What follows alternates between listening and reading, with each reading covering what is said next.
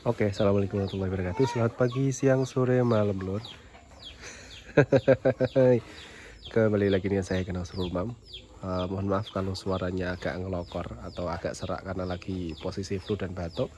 Ceritanya sapi ini pun di bawah kemauan. Terjadi prolapsus habis lahiran, ini indukannya. Kemudian dan ini bedetnya baru lahir tadi sore.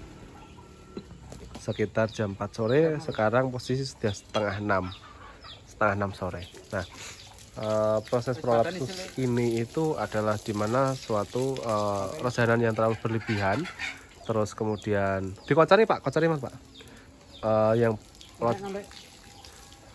dikumbah kali pak nih, posisi resanan yang terlalu berlebihan, kemudian otot di apa ya namanya ya, lupa. Otot apa ya, lupa saya namanya, yang intinya otot yang antara yang penyangga di rahimnya itu dia kurang elastis, akhirnya terjadilah yang namanya prolaps atau broyong atau gampangannya hormon untuk estrogennya atau oksitosinnya itu terlalu tinggi. Biasanya ditandai dengan air susunya yang menteng-menteng atau air susunya yang terlalu tinggi, yang terlalu banyak. Pak, lapi pak, colo pak.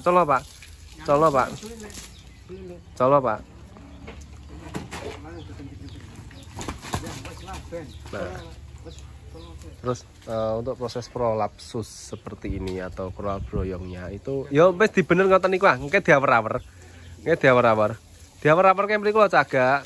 Pakane sing nyekeli jenengan sing guyang ngoten. Proses prolapsus seperti ini itu memang harus direposisi atau dikembalikan uterusnya biar bisa kembali normal. Dan kalau untuk presentasi kesehatannya pun tergantung kembali ke kesehatan hewannya gitu. Nah, untuk pedetnya alhamdulillah keluarnya jantan. Tinggal kita nanti coba skip aja posisi sapi sudah selesai karena nanti kalau saya terlalu banyak ngerekam ke situ posisi takutnya kena dolar kuning lagi. Kalau dolar kuning lagi nggak dapat cuan coy. Kalau misal dapat dolar kuning kita rugi bandar. Oke gitu aja, stay tune terus, terima kasih. Oke teman-teman, nah untuk prosesnya ini sudah jam 7:30, agak lamaan karena proses ruwatnya masih tinggi sekali. Nanti kalau ada disensor aja biar nggak kelihatan di YouTube, kalau nggak tak lihatin dari sini. Nah, ini proses kelahiran dimana prolapsusnya atau uterinya keluar semua. Ketika prolaps uteri keluar semua, akhirnya si sapi akan terjadi suatu insiden dimana suatu uterus dari semua rahim itu keluar. Nah, penyebabnya apa? Penyebabnya itu sebenarnya yang pertama karena sapi itu tidak pernah keluar, yang kedua karena kekurangan vitamin A dan E, sama kekurangan kalsium dan magnesium, kalsium, mineral makro dan mikronya. Terus kemudian karena otot di daerah sini itu kan, ini kan ada yang namanya ini kan tulang pinggul ya, ini tulang pinggul. Di sini itu di bawah kaki belakang itu kan ada kayak otot pikang gitu kan. Kalau apa ya bahasa di sana ya, otot pikang gitu kan, selangkangan gitu kan, selangkangan kan itu ada otot. Kalau nggak salah saya lupa namanya. Itu di situ untuk menjaga dan keelastisitasan dari ketika sapi merejan. Nah, ketika perejanannya itu terlalu heboh, terlalu tinggi dan dibarengi dengan produksi oksitosinnya atau hormon estrogennya terlalu tinggi, itu akhirnya terjadilah yang namanya prolaps seperti ini. Nah, prolaps seperti ini itu banyak sekali terjadi itu di beberapa kejadian atau sapi di peternakan umum. Kebanyakan memang faktornya 70% memang sapi tidak pernah gerak.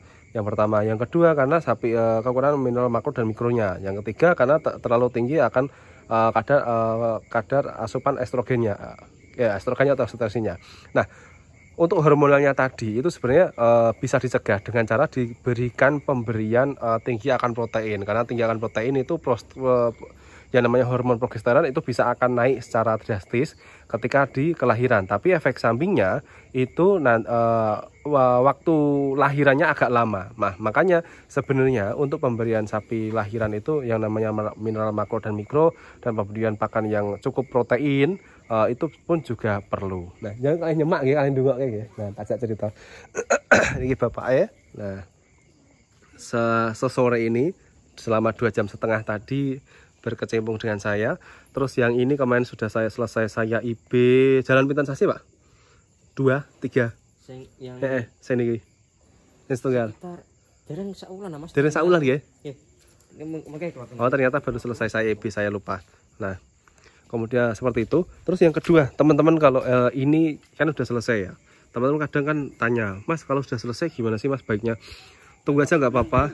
9 Mei nggih, berarti bau nggih. Baru belum ada 1 bulanan, belum ada satu siklus birahi. Nah, sebenarnya untuk sapi ini kalau setelah menemukan kasus seperti ini, cepatlah yang pertama dilakukan adalah memberikan minum atau energi minuman yang manis. Karena pemberian minuman yang manis itu biar tidak terjadi lemas seperti ini, Pak ya. Jadi besok kalau ketika sapi lahiran, nah ketika sudah masuk hitungan 1 bulan dan sudah ada tanda-tanda sapi itu mau lahiran, sebaiknya itu pakan jangan dikurangi, justru malah ditambahi. Apalagi yang tinggi karbohidrat sama protein dan akan glukosa atau yang manis-manis. Karena dari situ nanti dia akan mempersiapkan tenaga untuk proses lahiran. Jadi teman-teman kalau ada yang bilang kalau sudah menginjak kebuntingan tua jangan diwarki atau jangan dikasih pakan yang banyak, itu sebenarnya mitos. Mitosnya nanti yang seperti ini. Ini hasil dari sapi yang kekurangan tenaga. Karena gini, karena yang namanya proses lahiran sapi itu tidak bisa seperti manusia, di mana kita bisa tahu dan mengontrol karena manusia punya nalar. Oh enggak apa-apa Mbak. Iku napa plastiknya kamar kemauan. Karena manusia itu punya nalar. Artinya dia posisinya sudah tahu posisi lahirannya nanti akan dialaminya seperti apa karena si sapi merasakannya. Orang itu akan merasakannya. Tapi beda lagi dengan yang namanya sapi. Sapi itu tidak punya nalar. Makanya dengan cara kita mencegah pemberian mineral makro, mikro dan pemberian pakan yang bagus, tinggi akan protein, terus karbohidrat dan tinggi akan makanan yang manis-manis, itu mempersiapkan ketika ada permasalahan seperti ini. Nah, kalau permasalahan seperti ini, seperti prolaps itu sebenarnya hampir 87%, kalau hampir 90% kalau menurut saya, tapi hampir 87% kasus seperti ini asal tidak itu masih bisa diselamatkan. Tapi kalau itu nanti takutnya anemia dan kekurangan darah itu yang susah. Nah, makanya kalau sapi ini karena dia sudah prosesnya lama, pakannya juga sudah kelihatan ciri-ciri sapi yang kurang nutrisi itu seperti ini. Harusnya setelah sapi ini proses lahiran selesai, dia akan seperti biasa. Tapi ini sudah mulai gloyoran dan tidak mau berdiri. Ini tadi untuk bisa duduk seperti ini atau jerum seperti ini dengan butuh tenaga, baik itu diatur di reposisi semua tempat duduknya gitu. Jadi besok-besok nggih Pak nggih, nyon tolong nggih. Kalau posisi punya sapi posisi kebuntingan 8 bulan ke atas harus pakan full. Jangan ikut mitos. Yang namanya broyong itu bukan masalah pakan. Pakan itu cuma mitos. Faktanya itu sapi broyong karena yang pertama paling dominan adalah karena sapi tidak pernah gerak. Yang kedua adalah karena hormonalnya terlalu tinggi untuk proses lahiran atau perjanannya. Yang ketiga itu karena kekurangan mineral makro dan mikronya. Nah, jadi besok ketika punya sapi kebuntingan 9 bulan sebaiknya pakan diberikan full, jangan dikurangi. Nonton nggih? Nah, jadi kurang lebihnya seperti itu teman-teman. Nanti kalau seandainya melihat video saya ini warnanya agak hitam putih dan penuh akan blur satu layar, Pak mohon dimaklumi karena ini full. Jadi takutnya nanti di video ini akan terkena dolar kuning. Mungkin aja tetap kena dolar kuning, tapi ya mohon supportnya biar masih bisa dapat AdSense. Oke, gitu aja teman-teman. Nah, itu untuk yang induannya, untuk pedetnya. Nah, untuk pedetnya gimana sih Mas? Untuk pedetnya nggak apa-apa. Pedet itu ketika habis lahir dia masih kuat.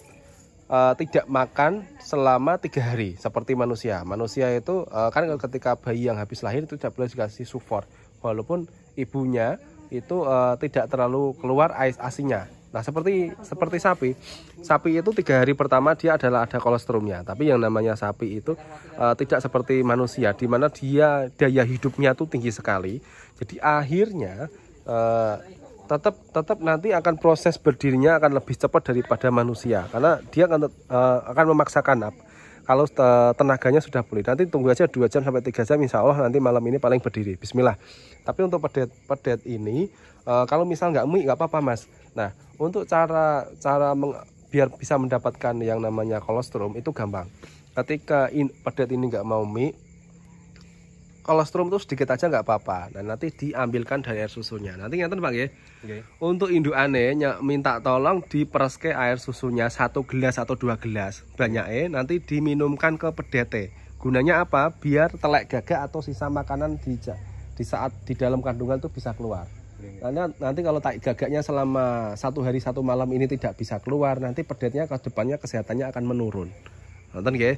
Nah, itu untuk yang pertama. Yang kedua itu banyak sekali kejadian pedet sapi habis lahiran tapi kehidupannya rendah sekali atau rentan akan itu biasanya karena apa namanya itu pusarnya tali pusarnya itu pusar yang di sini ya, pusar yang di sini itu dia infeksi. Makanya tadi bapaknya tak kasih tahu mun diresiki mau.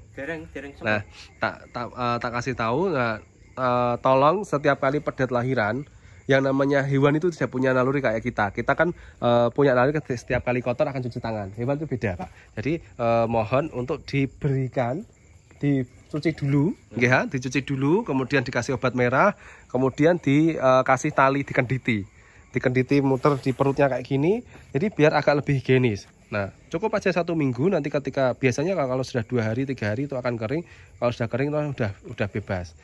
Nah, kalau sudah seperti itu dikenditi, nanti sehari 3 kali dikasih betadin atau obat merah biar lukanya cepat kering dan tidak ada infeksi. Udah gitu aja, simpel kok menangani sapi habis lahiran dan lain-lain. Dan sebenarnya itu kan lebih rincinya, tapi sebaiknya lebih baik mencegah daripada mengobati. Oke, gitu aja teman-teman. Terima kasih. Assalamualaikum warahmatullahi wabarakatuh. Sampai jumpa.